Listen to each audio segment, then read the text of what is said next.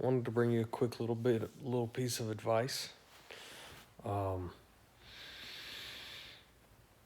that I've already figured out during my first night at the new place by myself. Um, it's always good to have a little spot, if you will, in your phone.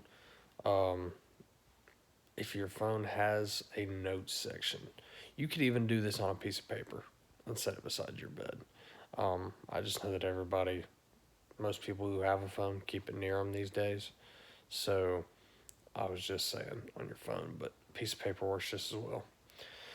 Um, Especially if you're getting ready to, move out and stuff like that. And this whole series is on moving out, but you want to have and this isn't even really moving out in general. I just know a lot of people who deal with a lot of kinds of panic and DPDR and all that kind of stuff. A lot of times their hardest times is if they, panic during the night or whatever. And you wake up and you're halfway asleep and, it only causes it to be worse because you can't think straight.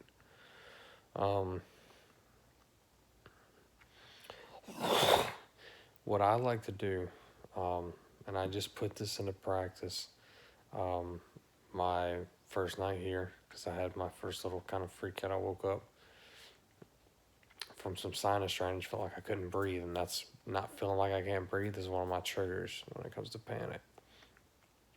And being halfway asleep, it even makes you freak out even harder because you jump up and you can't breathe and all this kind of stuff.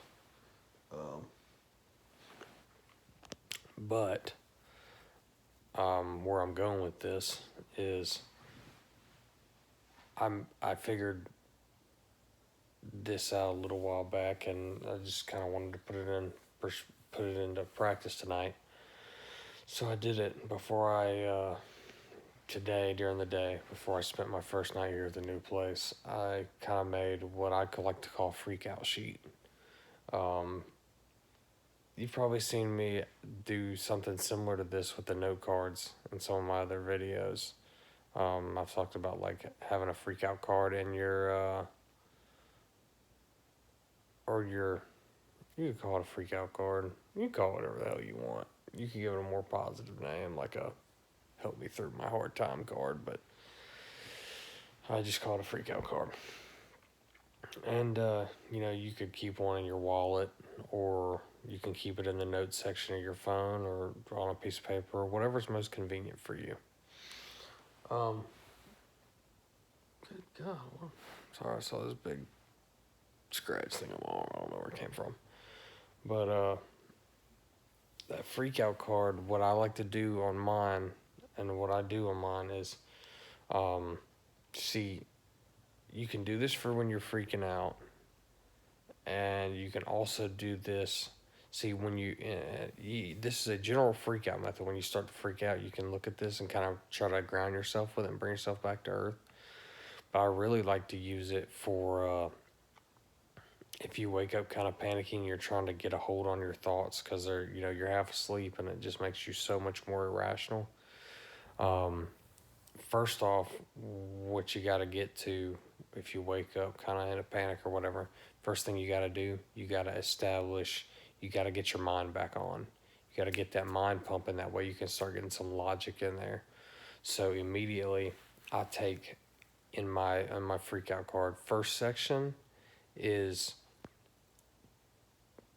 little statements that I've created that kind of pump me up. Like, all you have to do is crush this fear and you're that much closer to living the life that you want to live. And like little things like that, like no pain, no gain. Dig in and get after it. That kind of stuff. Like real, almost Jocko Willink sounded, kind of stuff. Just kind of intense stuff. And then the next little section down below, and I'll have a few lines of that. The next little section below, I'll have my affirmations, my positive affirmations written out, and I can do those a few times. And then the next section below that, I have, what do I have below that? I can't even remember now. I feel like an idiot. It's in my notes section on my phone, so if I turn the damn video off, let's see. Pretty much, and then like the next little line is just basic breathing. Breathe in. 1, 2, 3. Breathe out. 2, 3, 4, 5, 6, 7. You always want your out breaths to be slower than your in breaths when it comes to dropping your levels of anxiety and promoting a relaxed mind. And you want to be doing it diaphragmatically too, so you want to be breathing into your stomach, not into your chest, and get that going. And don't get me wrong, all these things are super hard when you're freaking out because it's not easy. But what we're trying to do by using this card is we're trying to get that brain turned back on and trying to get you back into logic land. And and then you got the breathing part, and then right below that, it sounds stupid, I know, but this is especially effective for if you wake up out of a sleep and you're kind of half asleep when you start to panic or whatever. It's especially effective for that is a few math problems. Basic math problems, nothing serious. Not like some kind of damn, trigonometry problem or something like that. No, just, little stuff like what's 9 times 5, 45, anything that you can use to start kind of kicking on that area of your brain to make you think just a little bit. What's 3 times 3, 9. The easiest stuff that you can kind of pop out there and get that brain fired up. Because most of the time, when it comes to facing fears or feeling fear or anything like that, the first few minutes is the worst. Once you get a grasp on it and you start getting on that downhill slide, you're good to go because you notice you're like, okay, I'm good. I got this. And for me, that's how it is for me. Like, I have those first few minutes of always really hard freaking out and being really irrational and kind of pacing around and stuff like that. And a lot of times while I have my, when I do wake up like this and I'm going through this little freak out card and I'm working my way through it, getting back right, a lot of times I'm pacing around. While I do it, I stand up to do it most of the time when I can, just because when you got that much adrenaline flowing through your veins, it's hard to sit down. And it kind of helps burn off some of it, kind of do a little pacing back and forth. But it most certainly helps. But yeah, make the freak out card. It works, and it serves as a guide for you because it's hard to think straight enough to be your own guide when you're in that state of panic, or if you wake up, or especially if you wake up in a panic or in fear. You want to have something that you can subconsciously remember. Hey, just grab your phone, or hey, just reach over beside your bed and grab this piece of paper, and start to go through your progressions and start to go through your process. The process will take fine-tuning. I can already tell you from just creating this yesterday, this new one, and I just used it for the first time, kind of waking up freaking out at 3 o'clock in the morning. I can already tell you a couple of the things on my list as far as like pump up things and affirmations and stuff like that. There's a couple that I'm going to personally eliminate for me that just seemed like dead weight, that they didn't really help.